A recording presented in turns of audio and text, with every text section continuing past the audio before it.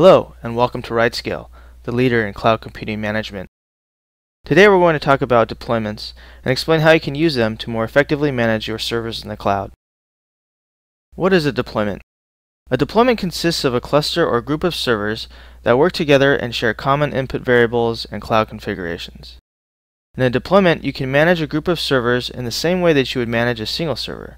You can define input variables, execute write scripts or chef recipes on some or all servers, as well as create multiple server environments for production, development, staging, and maybe even failover scenarios. So what are the real benefits of deployments? From a management efficiency point of view, deployments provide an efficient way of managing a cluster of common servers in the cloud where you can define all of the server's input variables at one level. You can also monitor the server usage and costs associated with each deployment. Easily perform global updates by running a script on some or all servers in your deployment at one level. Create multiple server deployments. For example, you can clone your production deployment to create similar server setups for development, testing, or staging. Use macros to create archives of your deployments that you can share with multiple users and groups. You can later run a macro to quickly recreate a specific deployment. Remember, deployments are free. You still only have to pay for actual server usage time. Servers that are defined inside of a deployment are free until they are launched and become operational. So create as many deployments as you need for better project management. Let's say your production environment is a basic 4-server setup where you have 2 front-end application servers that are pointing to the same master database. There is also a slave database that's replicating data from the master. Each server template has its own set of input parameters. In this example, 2 different server templates were used to launch the servers. Now each of the servers are interconnected at some level. They share the same database, cloud credentials, login information for accessing your SVN repository, etc.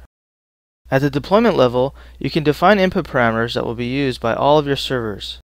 Deployments give you the same level of control and flexibility when managing a group of servers as you would managing a single server. Monitor all of the server activity for your entire deployment in one spot. Select any server to view real-time graphical data.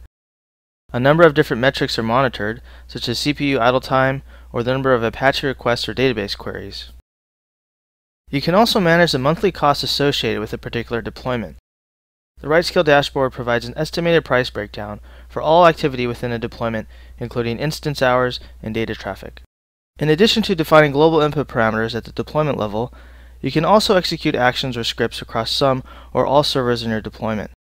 Next, I'll show you how easy it is to use deployments to perform a typical software upgrade in the cloud. Let's say you need to push out a new software release. Now the first step is to launch new application servers with the latest software version. Next, you'll need to run a write script at the deployment level to connect the new application servers with the load balancers. Remember, in the cloud, you always want to roll forward. Instead of wasting time modifying each server individually, it's better to simply launch fresh new servers that are already configured.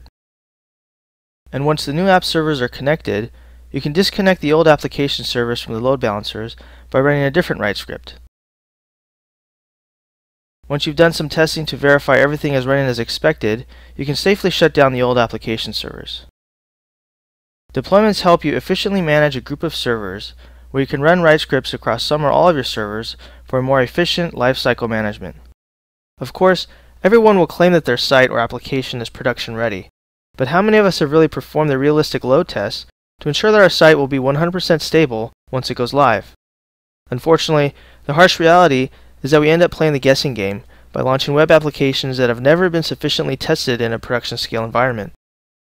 But in the cloud, you will never have to play the guessing game again. RightScale makes it so easy to perform these types of realistic load tests on your site. Simply clone a deployment and spin up a temporary staging environment. Next, you can launch additional servers for performing various load tests where you can simulate different user traffic patterns. Soon you'll know exactly how your site will respond when there are thousands of users hitting your site or 1,000 writes to your database. You can then use the real-time graphical monitoring data that's collected inside the dashboard to analyze the results so that you can either optimize your application or scale your deployment accordingly. You could also leverage technology from one of our RightScale partners. For example, you could use the new Relic server template to analyze Ruby applications for performance optimization. And once you're done testing, simply shut down the servers. But the key advantage of the cloud and RightScale is now you have a realistic and easy way of performing strategic load tests for truly qualifying your site as production ready before ever going live. Let's say you're going to update your site to support an upcoming product launch, but first you need to test the site's new features for backwards compatibility. In the RightScale dashboard, you can clone an existing deployment in one mouse click.